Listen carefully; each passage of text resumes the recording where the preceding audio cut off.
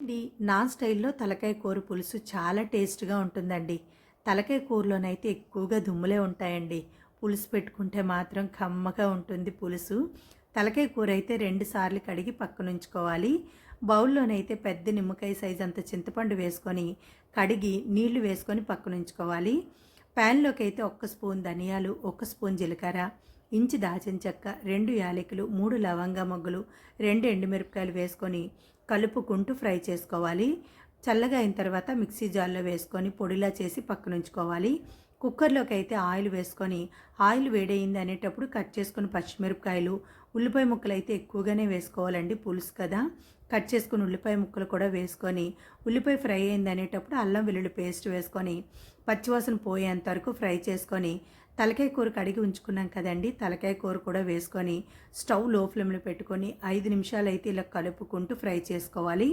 Cut చేసుకున్న టమాటా, టేస్ట్కి సరిపోయినంత ఉప్పు, పసుపు, కారం వేసుకొని ఉప్పు, పసుపు, కారం తలకాయ కూరకు పట్టించుకోవాలి. లేకపోతే కారం స్మెల్ వచ్చేస్తుందండి. బాగా పట్టే అంతవరకు కలుపుకోవాలి. నేనైతే ఇక్కడ 5 నిమిషాలు కలుపుకుంటూ మళ్ళీ ఫ్రై చేసుకున్నాను.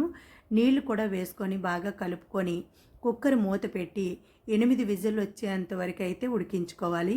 8 విజిల్లు వచ్చిన తర్వాత స్టవ్ ఆఫ్ చేసుకొని కుక్కర్ చల్లగా అయిన తర్వాత మూత తీసుకొని కలుపుకుంటే కొంచెం వాటర్ ఎక్కువే ఉంటుందండి. వాటర్ అనేది ఇంకేంత వరకు స్టవ్ మీద ఉంచుకొని చింతపండు పులుపు కూడా వేసుకొని మరో 5 నిమిషాలు దగ్గర అయ్యేంత వరకు ఉంచుకొని గ్రైండ్ చేసుకున్న మసాలా పొడి, నాకైతే ఉప్పు చాలలేదు, కొంచెం ఉప్పు కూడా వేసుకున్నానండి. కట్ చేసుకున్న కొత్తిమీర కూడా వేసుకొని కలుపుకుంటూ దగ్గర అయ్యేంత వరకు ఉంచుకోవాలండి. పులుసు దగ్గర అయిపోతుందండి, చాలా టేస్ట్గా ఉంటుంది పులుసు అయితే. ఇలా చల్లగా అయిన తర్వాత ఇంకా దగ్గరికి అవుతుందండి థిక్గా. చాలా టేస్ట్గా ఉంటుంది పులుసు అయితే. మరిన్ని మంచి వీడియోలకైతే మన ఛానల్ అయితే సబ్స్క్రైబ్ చేసుకోండి, లైక్ చేయండి, షేర్